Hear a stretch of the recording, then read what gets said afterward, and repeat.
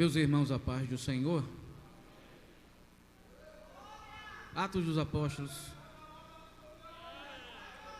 capítulo 11, versículo 25. Atos dos Apóstolos, capítulo 11, versículo 25.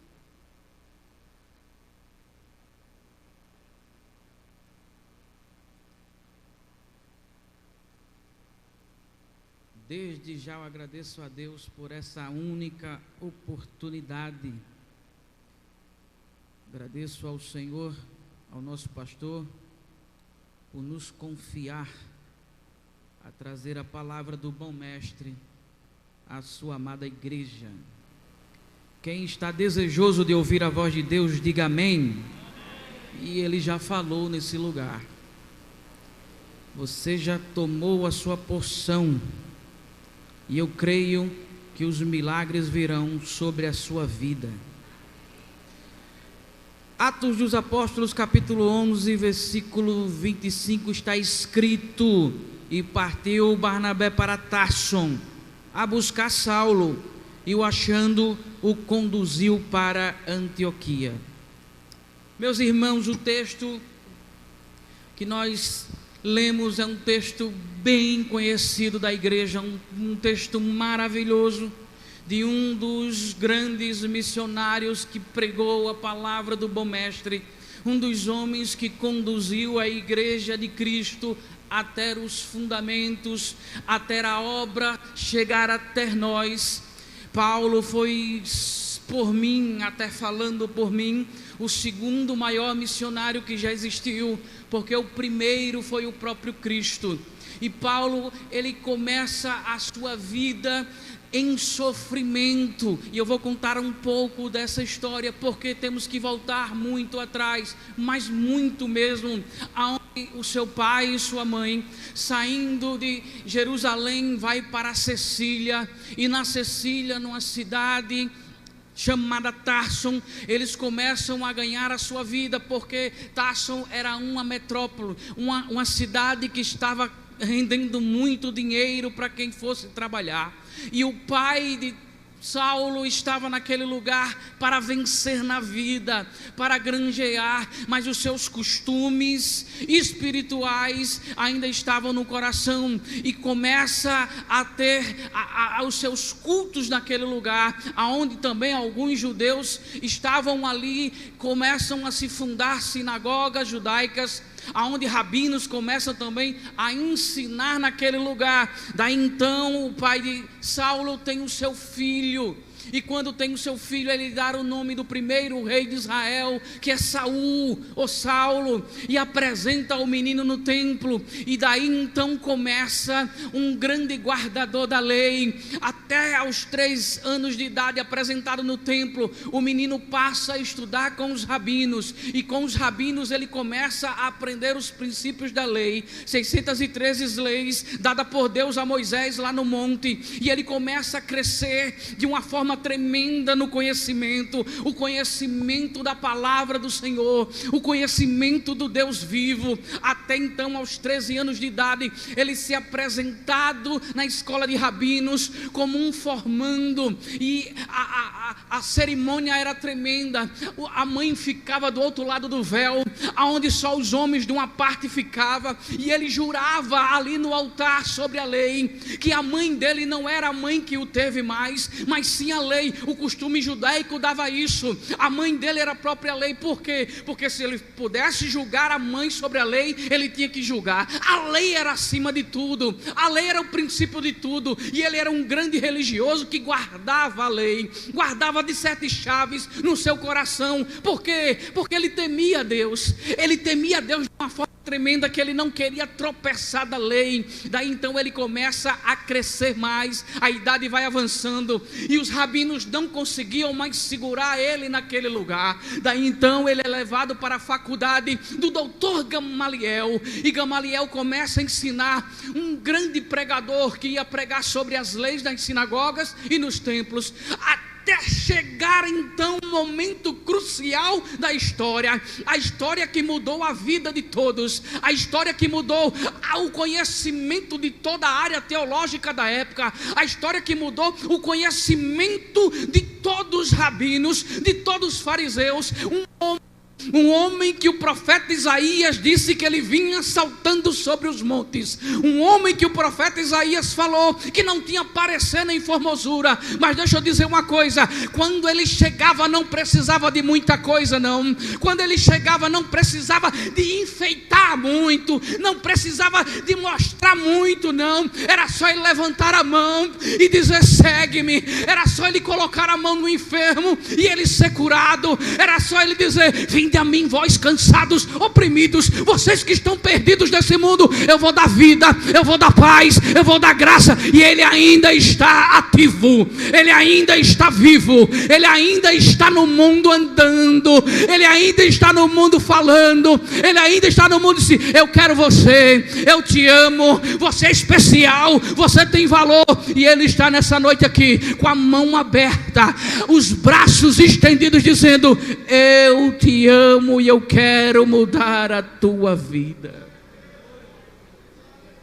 O maior ministério que apareceu nos tempos, até então Gamaliel criticou sobre os ministérios, quando queriam perseguir próprio Pedro, lá em Atos dos Apóstolos você vai ver isso, sobre a igreja de Cristo. Ele disse: não, teve um tal de Judas Macabeus lá no Rio do Jordão, que começou com um movimento, mas não deu nada. E o próprio Gamaliel tem o seu nome escrito no livro da salvação, na Bíblia. E Jesus começa a manifestar o seu ministério. Daí então ele vai para o Calvário, ele é surrado, ele é esticado vivo no madeiro, morre, ao terceiro dia ressuscita. E quando ressuscita, todos se dispensaram, até ele encontrar com o povo, 40 dias na terra, dá últimas instruções, subir para o céu. Subindo ao céu, quem ficou com a esperança única, é a única esperança que nós temos, é a única esperança. Alguém pode lhe prometer várias coisas, oportunidade de vida, alguém pode prometer que vai fazer, que vai cumprir para você, mas são promessas humanas. Mas a promessa dele é única na minha e na sua vida. Ele vai voltar e vai buscar a sua igreja. Essa promessa está de pé na minha e na sua vida. Quando a luta vier na sua casa, na sua porta, no seu coração, quando você bater o desespero na alma e querer entregar tudo e querer jogar tudo fora, olha, escuta que ele vai voltar, a trombeta vai tocar e nós vamos lá para o céu, como o coral das irmãs cantaram, um com o outro, só dizendo: santo, santo, santo, santo, santo, santo. Não vai ter dor, não vai ter lágrima, não vai ter choro, não vai ter sofrimento, não vai ter mais nada disso. Só vai ter a paz, só vai ter alegria. Aguarda mais um pouco, espera mais um pouco, porque a trombeta vai tocar.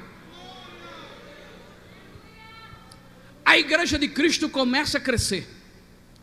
Os apóstolos começam a produzir crentes na terra.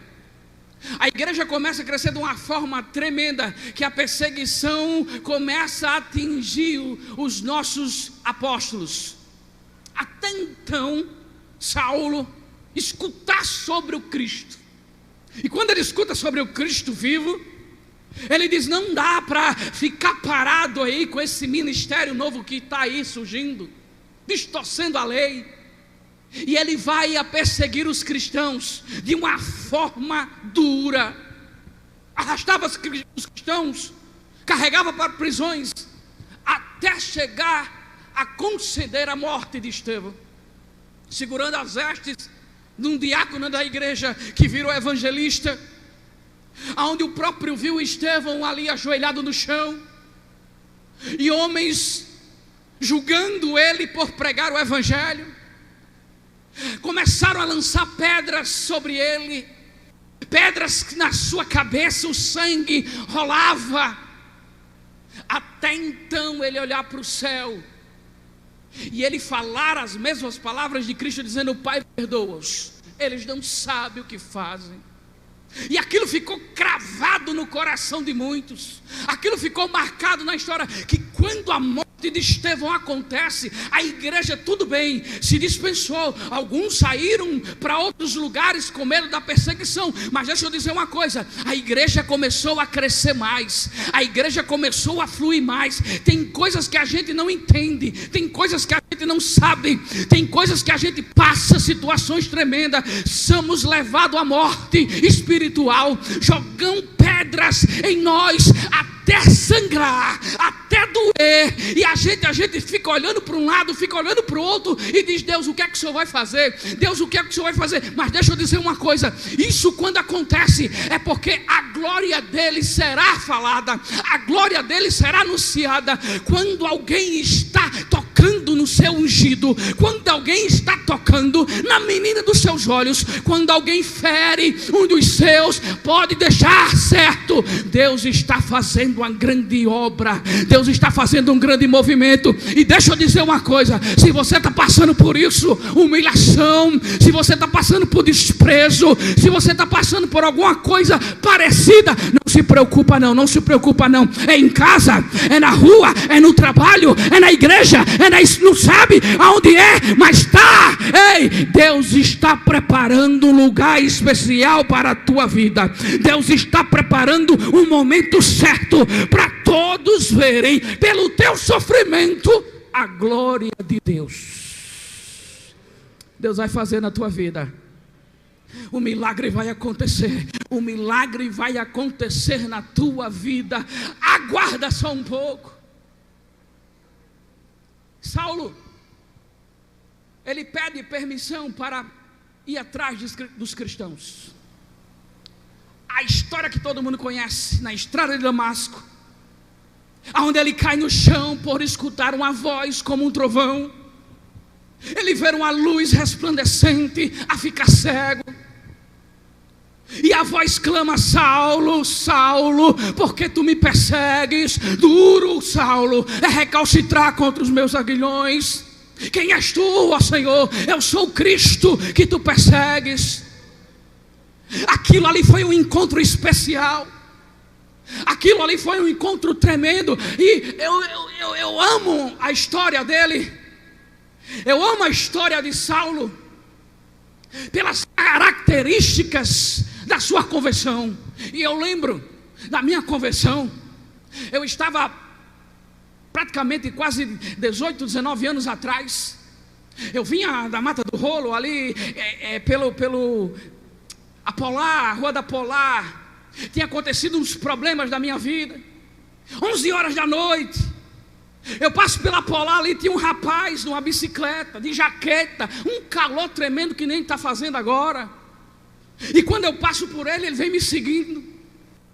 E quando eu passo se você analisar, vindo pela Mata do Rolo ali, descendo aquelas entradas do posto até a delegacia e tudo mais, e cada entrada daquela ele parava e ia na frente, me esperava na frente. Por quê? Aparecia alguém, aparecia um carro, aparecia alguma coisa.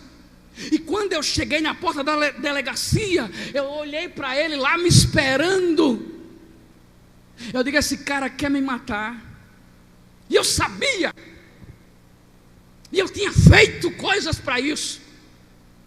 Quando eu chego, passo da delegacia, quando ele está lá me esperando, um carro entra, ele vai por trás e me espera lá no antigo cinema, que é uma loja de imóveis. E ele está lá. Eu digo: meu Deus, agora. Quando eu vou chegando perto, a minha família é toda crente. Só eu que não queria ser crente. Eu nunca quis ser crente na minha vida. Eu não gostava. Eu dizia que nunca ia ser. E eles diziam: você vai ser, eu digo: não vou ser. E quando eu cheguei, quase perto, eu disse: Deus, olha, se o Senhor me livrar dessa, eu vou ser crente.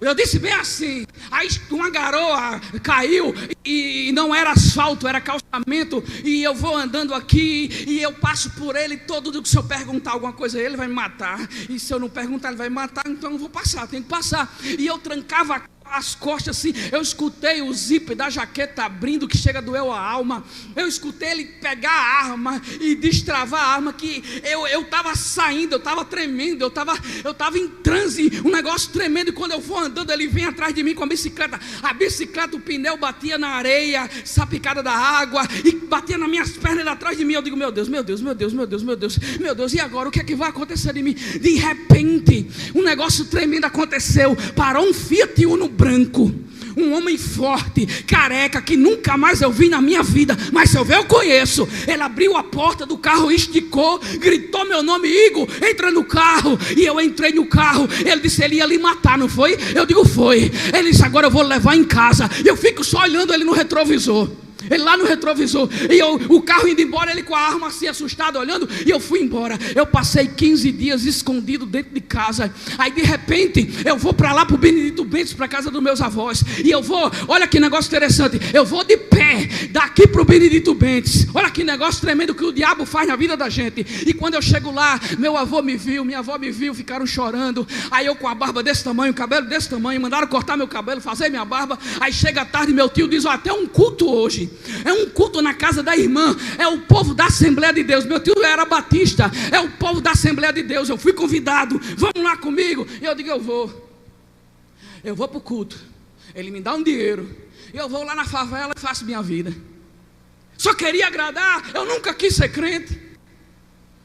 E eu chego no culto sentado nas cadeiras. Eu estou lá nas cadeiras sentadinho com todo mundo. De repente levanta um homem lá de Fernão Velho, pregador. Ele começa a pregar e ele diz para a turma que estava atrás: olha, Deus está abrindo uma porta na parede. Aí eu no meu pensamento, está vendo que Deus não é pedreiro para fazer isso? Olha que coisa, esse povo crente. Aí ele volta assim e ele diz, esse jovem, que eu não sei quem é, não sei o nome dele, mas eu sei de uma coisa, que Deus quer mudar a vida dele. E eu não olhei para ele. E ele disse, esse jovem, e eu não quis olhar. E ele disse, é você. E eu não quis olhar. Eu olhei para trás, e quando eu olhei para trás tinha um senhor de 60 anos. E eu digo, não sou eu não quero ser crente. E ele disse, é você, que há 15 dias atrás Deus livrou você da morte, que nenhum homem da terra livrava. E ele começa a contar a história. Quando eu vou olhar, eu estou de joelho no chão, chorando que nem menino. E eu vejo Deus falando comigo. Deus mostrou para mim uma escuridão. A escuridão começa a cair e começa a vir uma luz. E na minha vida saiu uma água suja, negra de mim. E Deus falou no meu ouvido, tá ecoando até hoje. E disse, eu estou aqui para mudar a sua vida. Olha o que Deus disse: te levarei para outros lugares, te colocarei em lugares grandes, tua família vai ver a minha glória na tua vida. E a família não acreditou. Quem ele? Não vai passar 2 semanas. Quem ele? Não vai passar 2 meses. E o tempo passando, não vai passar 1 ano. E já vai 19 anos. Eu já andei um bocado no Brasil. Eu fui pregar numa vigília em Barueri. Um negócio que nunca eu vi na minha vida. Essa vigília é no Museu da Bíblia em Barueri. E me convidaram para pregar. E tinha uns pregadores de nome lá. E eu fui para a vigília. Quando eu subo no altar, e quando eu olho para a multidão, aproximadamente no teatro lá existia 5.000 cadeiras. Não deu para contar, mas estava lotado. E quando eu começo a pregar, Deus me parou. Ele balança em mim e diz assim: eu sou fiel ou não sou na sua vida? Eu sou fiel ou não sou? Eu lhe tirei de lá para mostrar a muitos que eu sou fiel na sua vida. Paulo foi tirado de lá para mostrar a todos que Deus é maior que tudo. Deus é maior que os problemas que tem na tua casa. Deus é maior que os problemas que tem na tua vida. Aí tem gente que chega para a gente, pastor, e pergunta: como é que vocês aguentam tanto isso? Como é que vocês aguentam essas pancadas aí? No meu trabalho agora, eu estou lá, no meu trabalho está a gripe está realmente assolando. Aí eu estou lá passando para um lado e para o outro, trabalhando. Aí chega um cidadão lá, olha para mim e diz assim: ei, vem cá. Eu digo: fala, você é evangélico, não é? Eu digo: sou sim, graças a Deus. Por que o senhor está perguntando? Porque tem um brilho diferente. Porque o seu andar é diferente, porque a sua conversa é diferente. E eu no meu coração dizendo: graças a Deus, Jesus, graças a Deus que por meio dessa luta, por meio de tanta dor que a gente passa, o meu testemunho ainda está dentro de mim, está mostrando o povo. Não adianta vir para a igreja, não adianta se produzir toda de uma forma cristã e não ter testemunho. É o testemunho que nos leva a uma vida de separação, uma vida de santidade e uma vida de graça.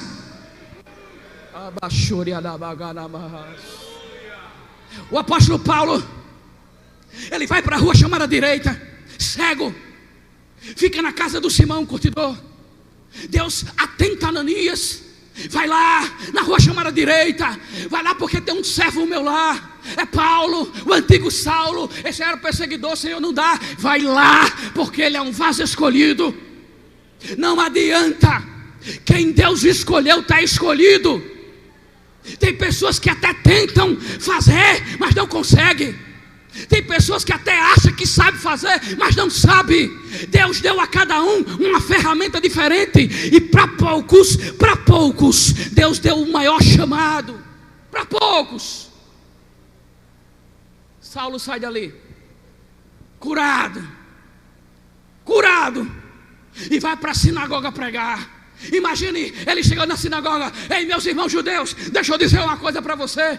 A lei é uma coisa interessante que Deus deu, mas deixa eu dizer, eu conheci um negócio maior que a lei. Aí a surpresa dos fariseus: não tem nada maior que a lei. Esse tem o Criador da lei, o próprio Jesus Cristo, aquele que muda a história, aquele que muda a vida, aquele que dá graça. Ele muda a nossa trajetória. E daí então ele foi açoitado, escorraçado fora e sendo perseguido por causa do evangelho. Poucas pessoas têm esse privilégio de ser perseguido por causa do evangelho. Olha que coisa. Você pode até dizer: eu não quero ser perseguido por causa do evangelho. Está faltando alguma coisa em você então, porque aonde a gente chega incomoda. Aonde a gente chega tem uma coisa diferente. Tem que ter. Se não tiver, tem alguma coisa errada. Na sua escola, na sua faculdade, no seu trabalho, na sua rua, tem que ter.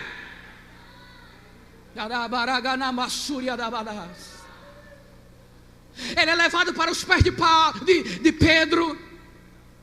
Ele estava estudando nos pés do doutor Gamaliel, agora estava estudando sobre Cristo no pescador Pedro. Deus inverte as coisas, Deus muda tudo, só para dar vitória a você. Daí então Pedro diz: olha, você é bom, você prega, você é estudado, você tem postura, você tem testemunho, mas olha, se resguarda um pouco porque querem te matar, estão te perseguindo, vai perseguir a igreja. Volta para lá, para tua casa. Olha que Pedro diz: volta para lá que nós vamos te buscar. Isso aqui ficou no coração dele. Eles vêm me buscar. A promessa era essa: eles vêm me buscar. E ele vai para onde? Ele vai para a Arábia, o deserto. E deixa eu dizer uma coisa: não era deserto de sequidão só não, porque o lugar era quente, mas era um dos maiores comércios que existia na época. E ele começa a fabricar tendas na Arábia. Daí então, depois de 3 anos, ele volta para a sua cidadezinha de Tarso, no navio, mas não com privilégios, mas sim como fugitivo. E ele chega em Tarso, a família não aceita mais, porque ele agora tinha outra religião, porque ele tinha o seu Senhor como Cristo. E ele fica além das colinas. Um grande historiador conta isso. Ele fica além das colinas de Tarso. E ele começa a ganhar sua vida costurando tendas. O povo chegava com a sua tenda lá e falava: Paulo, trouxe minha tenda. E ele nem olhava, sentado num banco costurando tenda, dizia: deixa a tenda aí, deixa o dinheiro e volte para pegar amanhã. O historiador conta que ele ficou muito ranzinza, por estar só, mas toda noite, quando ele via a lua, as estrelas, e pela manhã, quando ele via o sol, ardia no coração dele a palavra dizendo: eles vêm me buscar. Ele vem me buscar. Passam aproximadamente mais 11 anos. A igreja de Cristo dispersa. É fundada por alguns cristãos que correram de Jerusalém e foram para Antioquia. E daí então a igreja em Jerusalém escuta que Antioquia crescia com o evangelho. Enviam quem? Barnabé para Antioquia. E Barnabé na Antioquia, ele olha o movimento e se alegra. E ele começa a exortar o povo a continuar firme. Mas eu creio que Barnabé disse a Pedro voltando: olha, pastor, não dá para ficar eu sozinho lá. É muita gente. Preciso de uma pessoa que cuide do povo, que tenha mensagem, que pregue. Aí Pedro disse: ninguém tem. Não tem mais aqui ninguém. Todos estão enviados no campo. E agora? Não tem mais ninguém. Aí Barnabé disse: e aquele rapaz chamado Paulo? Mas onde está ele? Eu soube que ele voltou para Tarso. O Espírito Santo fez ele lembrar do pregador Paulo. O Espírito Santo tocou no coração dele por causa de Paulo. Deixa eu dizer uma coisa aqui para você agora. O Espírito Santo vai mover as águas sobre a sua vida. O Espírito Santo vai fazer lembrar de você. Ei, você é especial para Deus. Ei, você é especial. Não se preocupe. Você pode até ver muitos irem na frente. Você pode até ver muitos ser chamados. Mas Deus vai fazer você. Você vai para o lugar que Deus prometeu. E o texto que nós lemos: e partiu Barnabé para Tarso a buscar Saulo. O historiador conta quando ele chega lá em Tarso, ele anda 25 quilômetros, batendo porta a porta, dizendo: Paulo está aí. Imagine, ou de casa, ou de casa, Paulo está. E o povo dizia: não tem Paulo aqui. Não tem. Até chegar em uma casa onde uma senhora sai e diz: meu filho, você está procurando o meu filho Saulo, que agora chama Paulo. Ele está além das colinas, porque ele serve um tal de Jesus Cristo e ninguém mais aceita. E ele monta no seu dromedário, no seu camelo, e segue ao encontro das colinas. Ele vê um fogo subir. Quando ele vai chegando perto, ele vê uma tenda armada, uma fogueira acesa, um homem baixo, careca, sentado e costurando. E ele dizendo: Paulo, deixa a tenda no chão, deixa o dinheiro, vem amanhã que está pronta. Ele diz: Shalom, Paulo, deixa a tenda no chão, deixa o dinheiro, que amanhã está pronto. Ele diz: Shalom, Paulo, eu já lhe disse, rapaz, deixa a tenda no chão, deixa o dinheiro, e amanhã está pronta. Aí ele se lembra no código do cristão, no código santo. E ele diz: Shalom, Adonai, Yeshua.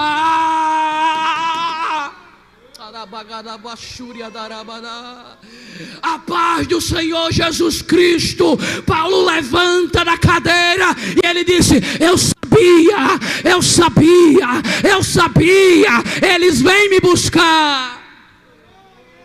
Em busca de quem prega, e Deus está buscando aqueles que pregam a palavra. O Espírito Santo está batendo todo dia, toda hora, dizendo: cadê você, Maria? Cadê você, João? Cadê você? Cadê você? Cadê você? Ei, Ele está procurando a quem pregue. Ele está procurando a quem pregue. Ele não te abandonou, Ele não te rejeitou. Ele está em busca de você nessa noite, em nome de Jesus.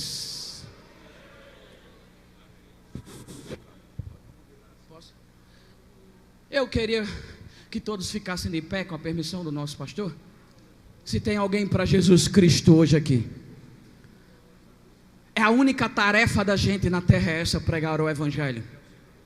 Tem alguém para Jesus nessa noite? Pode vir aqui para frente, pode vir. 2 pessoas aí. Se não for isso, é melhor não fazer. Se não for isso, é melhor não pregar. Olha o maior milagre chegando aqui. Não adianta um cego ver, não adianta um aleijado andar. Tem que ter milagre, tem que ter milagre.